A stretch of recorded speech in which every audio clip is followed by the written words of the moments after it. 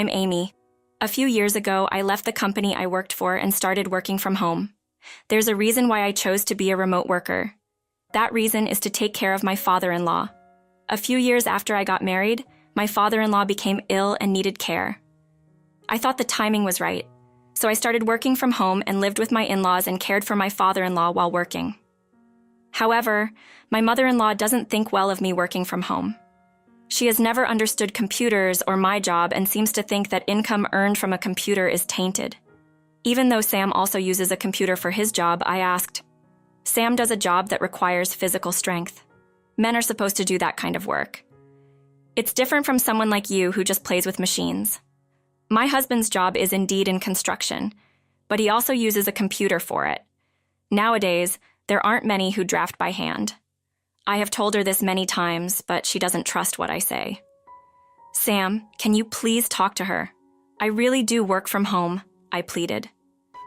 Even if I talk to her, it won't change anything, Sam replied. She doesn't trust what I say because I'm her daughter-in-law. It's normal for older people not to understand computers. Besides, it doesn't matter what others think as long as you are working. I don't really know what you do either, Sam admitted. What? I exclaimed. I understood that it might be hard for others to understand my job, but I didn't expect that from my husband. On top of that, since housework and my in-laws are my responsibility, I also cook, I continued. But they even complain about my cooking. I wanted Japanese food. I checked what you wanted for dinner. You said that whatever Sam wants is fine, I reminded her. He told me he wanted a hamburger steak. As long as it's tasty, it doesn't matter if it's roaster or Japanese, Sam interjected. To me, Western food tastes too strong, I confessed. But you don't have to eat it. It's hard for me to cook 2 different meals while working. What are you talking about? You don't really work that much, my mother-in-law retorted. I am working properly, I insisted. While my mother-in-law and I were arguing, my husband, who was next to us, seemed unable to stand the tense atmosphere and quickly left the room. Hey, can you at least clear the dishes? I've been working outside and I'm tired, Sam requested. You should do it, my mother-in-law replied. But I really need you to at least clear your own dishes, I pressed. Fine, my mother-in-law conceded. In the end, my mother-in-law cleared the dishes, disregarding what I had said. My husband, who always leaned on his mother since he's our only son, seemed to find me nagging.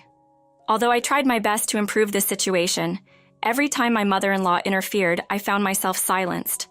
My bedridden father-in-law was always there to listen to my complaints. Because you're so much trouble, Amy, my father-in-law comforted me. No, you are not at fault. Please don't worry about it, I reassured him. Your mother-in-law has always been overly fond of our only son, Sam, since he was a child, my father-in-law confided.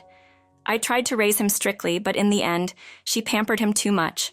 I thought it'd change after he started working, but he has reverted to his old ways after moving back home.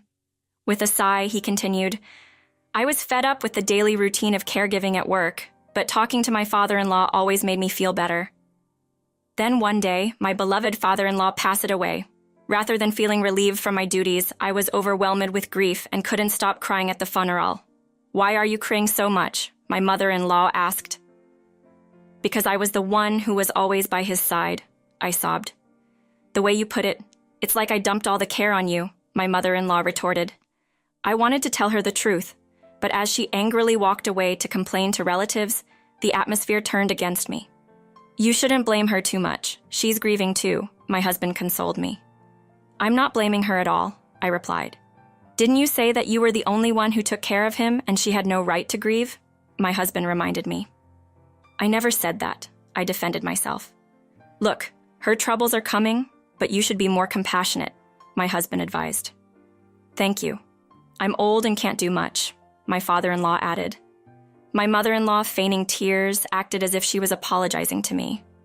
Nodding at her behavior, I tried to leave, but my husband stood in my way. Aren't you being a bit harsh? Why do I have to be blamed? All I did was cry because I was sad about your father's passing, my husband argued. But Mom's not crying about Dad. She's crying because of how you treated her, I countered. That's why I've been explaining that I didn't say anything wrong, my husband explained. Even so, apologize. We are going to be living together from now on, he insisted. Upon hearing those words, I was greatly surprised. A healthy mother-in-law doesn't need someone else's assistance. Originally, the reason for us living together was because my father-in-law needed care. Now that he has passed away, there's no reason for us to continue living with my mother-in-law. I don't plan on continuing to live here like this, I asserted. Mom must feel lonely since Dad passed away. It's only right if we continue living together, my husband argued. What are you talking about? I never saw my mother-in-law as someone who would be so easily disheartened. If anything, she had the energy and spread to act and paint me as the bad guy during the ceremony. She should be fine living on her own, I countered. For now, I'm going to continue living with Mom. I have no plans of leaving, my husband stated firmly. Absolutely not, I countered firmly, but my husband wouldn't listen at all. Due to the hustle and bustle of the day, our conversation ended without resolution. However, I saw it with my own eyes, my mother-in-law smirking behind us as if she had won a great victory. A few days passed, and it was time to disclose my father-in-law's will. We will now disclose it, the lawyer announced. So they had prepared a will. They really thought things through, I thought to myself. Yes, the will states that the London house goes to Sam, half of the cash goes to Amy, and the remainder of the inheritance goes to the mother, the lawyer revealed. My mother-in-law seemed unhappy that I was included in the inheritance. She looked annoyed, but perhaps thinking it inappropriate to complain, she kept her peace. Well, Amy did take care of things after all, my husband remarked. Right. It's a gift from that since I got the London house. It's natural for us to live here, my mother-in-law added. Exactly. Even if it's an old house, it's still a home. I have the right to live here, so we can live together, my husband concluded. Is there anything else written in the will? I asked, aware of what was coming next. An important clause that concerned me, the lawyer confirmed. Yes, there is a stipulation that in exchange for giving half of the cash to Amy, she should not be burdened by the mother. However, whether to heed Amy's wishes is left to discretion. The lawyer explained. If it's written in that's real, we have to obey. You must leave, my mother-in-law declared, clapping her hands in glee. Even the lawyer seemed a bit taken aback by her behavior. What do you think, Sam? I asked, hoping for support. If it's written in the will, we have to obey, Sam replied. I see, I said, feeling defeated. It means a freeloader like you should leave. I knew you were just playing around without working, my mother-in-law accused. Yeah, we don't need a leech like you. I got the house, Mom got the inheritance. Maybe I should find a younger wife and remarry. That's a great idea. Find a new wife, not a useless one like her. I'm sure you can marry a much better woman.